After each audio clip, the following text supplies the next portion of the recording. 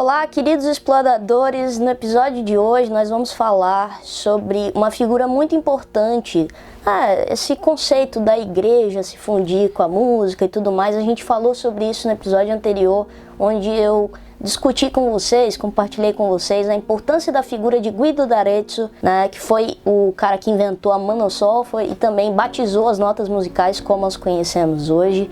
E nesse link, né, da importância que se deu ali, essa fusão da igreja com a música, resolvi trazer para vocês a história de Santa Cecília e por que Santa Cecília foi a santa escolhida para ser a padroeira dos músicos e da música, né? Basicamente, o que se sabe sobre Cecília, essa jovem romana que se tornou santa posteriormente, né, a sua martirização, está descrito em versos, em trechos ali na Paixão segundo Santa Cecília, que é um texto muito antigo, muito arcaico, porém é lá que a gente encontra mais ou menos a história de como se deu a canonização, né? Por que ela se tornou essa figura martirizada dentro da Igreja Católica e por que, enfim, ela se tornou a santa padroeira dos músicos e da música. Então, de forma resumida aqui, para a gente não se estender muito, o que aconteceu?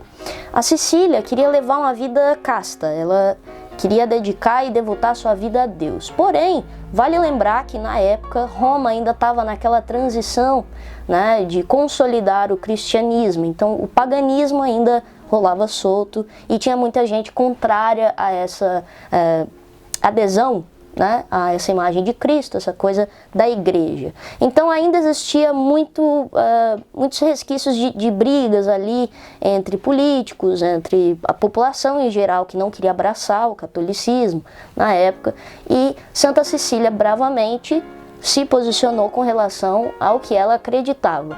E, entretanto, ela era de uma família nobre, né, romana. Foi prometida, apesar do seu desejo de se devotar a Deus e a Jesus Cristo, foi prometida em casamento a um rapaz chamado Valeriano. Eles casaram e no dia do casamento ela virou para ele e falou: olha, eu me prometi a Deus e se você não respeitar isso, eu tenho um anjo da guarda que vai puni-lo por isso. Algo nesse sentido, assim, ela amedrontou o rapaz e nesse momento ele também se converteu.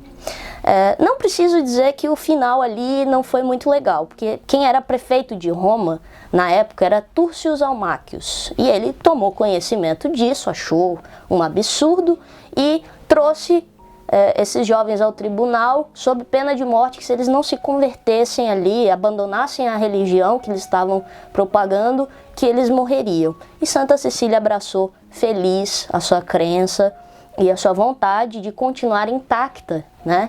E ainda sendo prometida a Deus como ela gostaria, né? Porque o rapaz respeitou, não passou do ponto ali com ela e ela continuou casta.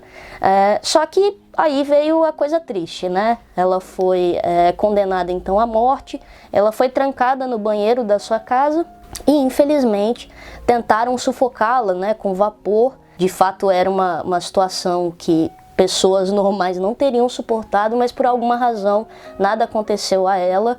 E aí o Turcius ficou pé da vida e mandou um carrasco para cortar com 3 golpes a cabeça de Cecília, e o carrasco dela não conseguiu, com 3 golpes, separar a cabeça do corpo. Então ela passou esse momento de agonia e reza a lenda que Cecília, enquanto agonizava ali, durante acho que também 3 dias que ela ficou na mesma posição que ela caiu ali, ela ficou cantando a Deus, louvando a Deus.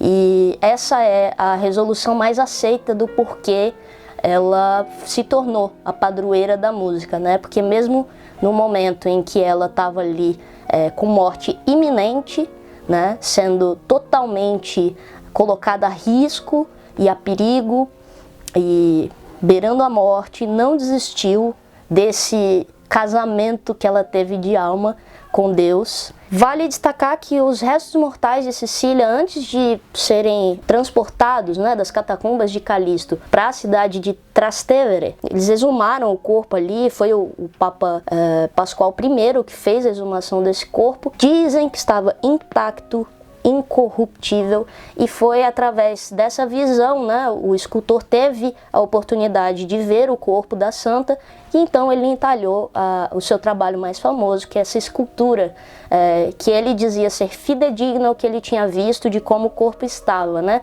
do jeito que Cecília caiu, Cecília foi retratada e o corpo ficou exatamente do jeito que ela foi encontrada na casa dela. Coisa importante de ser dita aqui, antes de falecer, Cecília pediu ao Papa que todos os seus bens fossem doados aos pobres e que a sua casa fosse feita igreja.